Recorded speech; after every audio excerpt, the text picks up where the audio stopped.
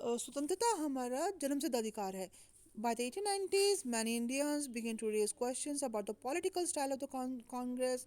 और भारतीयों ने अपने उस पर प्रश्न उठाना शुरू किए कि उनका जो ये आइडियोलॉजी है कांग्रेस की ये कैसी है. In Bengal, Maharashtra and Punjab, leader such as Bipin Chandra Pal, Lal Bal Pal बोलते हैं इनको.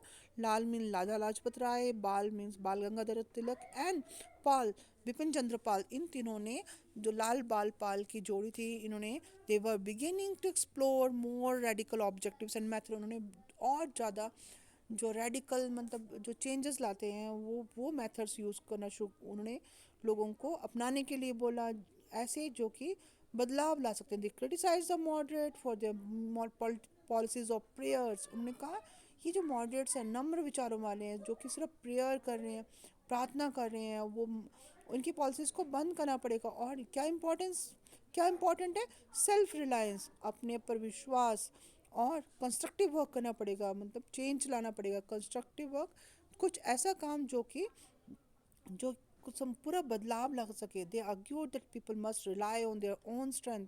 लोगों को किस पर विश्वास करना पड़ेगा? अपनी ताकत पर. दे आर्ग्यू दैट और जो ये गवर्नमेंट की जो इंटेंशंस है जो है वो that were not good.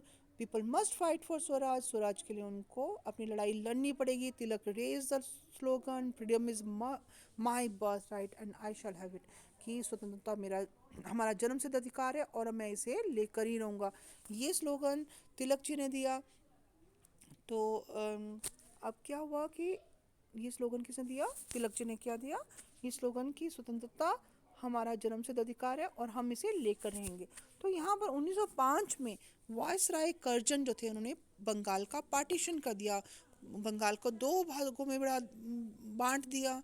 The British argued for British ने क्या आर्ग्यूमेंट दिया कि जो बंगाल एक बहुत बड़ा प्रांत है, एडमिनिस्ट्रेटिव कन्वीनियंस के लिए, मतलब वहाँ पर जो प्रशासन की सहूलियत के लिए हमने इसको आधे आधे पार्ट में बांट दिया. पर ऐसा कुछ नहीं था, बिकॉज ब्रिटिश ऑफिशियल्स जो थे या बिजनेसमैन थे, जो वहाँ पर जो पढ़े लिखे जो प्रबुद्ध वर्ग था बंगालीज का, वो सारे जो प्रबुद्ध वर्ग था वो उनका अपोज कर रहा था. ये सब जो गवर्नमेंट जो थे उन्होंने ईस्ट बंगाल को मर्ज कर दिया असम के साथ मिला दिया. The main British motive were to curtail the influence of Bengali politicians and to split the Bengali people.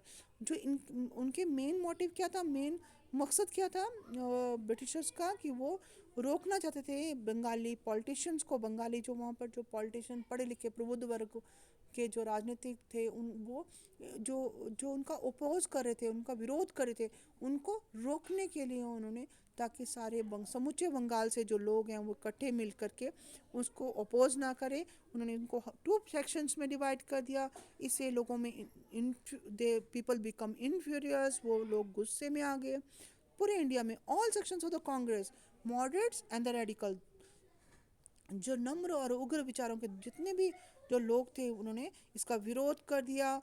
और large public meetings and demonstrations were organise, और novel methods of mass protest, लोग पीपल्स पर प्रोटेस्टिंग अगेंस्ट द दैट. और in deltaic Andhra for instance it was known as, ये जो movement थी आंदोलन था, वंदे मातरम मूवमेंट कहलाया गया आंध्र प्रदेश में. The Swadeshi movement sought to oppose British rule and encourage the idea of self-help. स्वदेशी आंदोलन ये चलाया बापूजी ने, महात्मा गांधी ने. National education and use of Indian language to fight for swaraj. किसका राज हो? हमारा. स्व मीन स्व, अपना राज.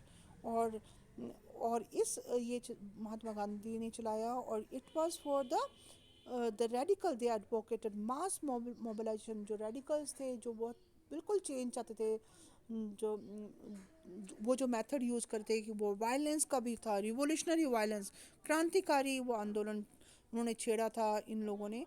वो कहते थे कि ये जो क्रांतिकारी तरीके से ही ब्रिटिश जो होंगे इंडिया से बाहर जाएंगे. और opening decades of the 20th century were marked by other development. A group of Muslim landlords and the Nawab formed the All India Muslim League. Dhaka में 1906 में मुस्लिम लीग की स्थापना होगी. लीग ने सपोर्ट किया कि बंगाल का पार्टीशन पार्टीशन करना ठीक रहा। इट डिज़ायर्ड, वो चाहते थे कि उनके लिए, मुस्लिम्स के लिए अलग से इलेक्टोरेट बनाए जाए, अलग से जहाँ पर वो मुस्लिम्स को ही चुनाव लड़ने का अधिकार हो।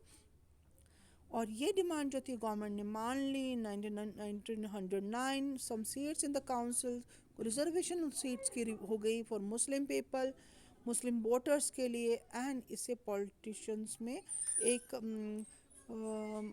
उन्होंने जो कांग्रेस जो थी 1907 में वो विभाजित होगी, स्प्लिट होगी। मॉडरेट्स वो अपोज कर रहे थे जो बॉयकॉट, जैसे कि महात्मा गांधी ने कौन सी पॉलिसी अपनाई थी, बॉयकॉट की, मतलब हम उसका बॉयकॉट करेंगे, मतलब उसको नहीं मानेंगे।